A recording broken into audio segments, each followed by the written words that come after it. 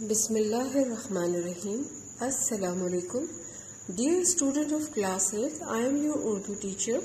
I hope you all are well and safe with your family at home. Student, take out your Urdu book and open page number 76. ہماری نظم کا عنوان ہے یہ وطن تمہارا ہے. نظم کا پہلا شعر یہ وطن تمہارا ہے تم ہو پاسباں اس کے، یہ چمن تمہارا ہے تم ہو نغمہ خواں اس کے. شاعر اس شعر میں اپنے وطن کے نوجوانوں کو ان کی ذمہ داری کا احساس دلاتے ہوئے کہتے ہیں کہ یہ وطن تمہارا ہے اور تم نے اب اس کی حفاظت اپنی جان سے بڑھ کر کرنی ہے. آزادی سے چہچہانے والے پرندے باغ کی رونق کو دوبالا کرتے ہیں. بالکل اسی طرح میرے وطن کے نوجوانوں، تم اس وطن کی روح رواں ہو. تمہاری تعمیری کوششیں اس وطن کو شاد و آباد رکھیں گی. یہ وطن تمہارے ہی دم سے ہے. اس چمن کے پھولوں پر رنگ و آب تم سے ہے، اس زمیں کا ہر ذرہ آفتاب تم سے ہے. اس شعر میں شاعر کہتے ہیں باغ میں بہار کی آمد کا اعلان وہاں کے کھلے رنگ برنگے خوشنما پھول کرتے ہیں. بالکل اسی طرح وطن کی ترقی کا دارومدار اے میرے وطن کے نوجوانوں تم سے ہے. اس وطن کا ذرہ ذرہ تمہارے وجود کے باعث سورج کی طرح چمکتا اور دمکتا دکھائی دیتا ہے. اگلا شعر ہے یہ فضا تمہاری ہے بحر و بر تمہارے ہیں، کہکشاں کے یہ جادے رہ گزر تمہارے ہیں. شاعر کہتے ہیں کہ تم ایک آزاد وطن کے جوان ہو جس کی فضا، دریا، سمندر اور زمین کے مالک تم ہو. آسمان پر چمکتے ستاروں کے جھرمٹ کی جانب جانے والے تمام راستے تمہارے ہیں.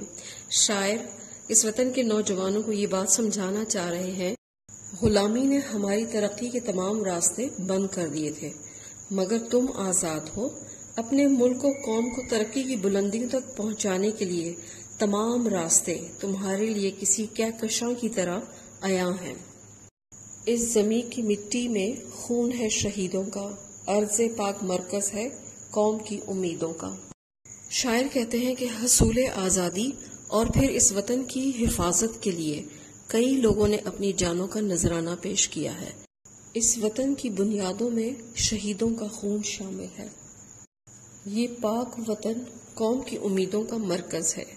انہیں امید ہے کہ ایک بار پھر وہ اپنے آباء و اجداد کی طرح عروج و بلندی کا مقام حاصل کریں گے. اگلا شعر ہے نظم و ضبط کو اپنا میر کارواں جانو، وقت کے اندھیروں میں اپنا آپ پہچانو.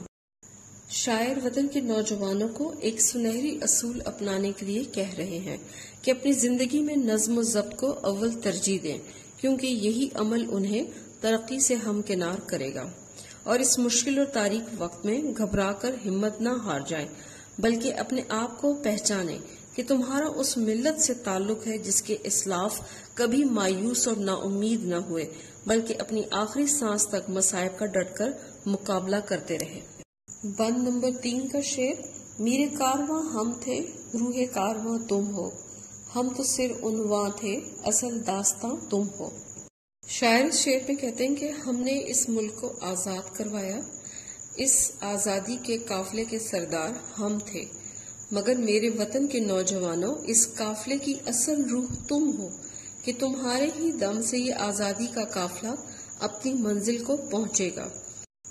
ہم جدوجہد آزادی کی تحریک شروع کرنے والے تھے، مگر اصل کردار تو اس وطن کے نوجوانوں کا ہے جنہوں نے اس آزادی کو برقرار رکھنا ہے.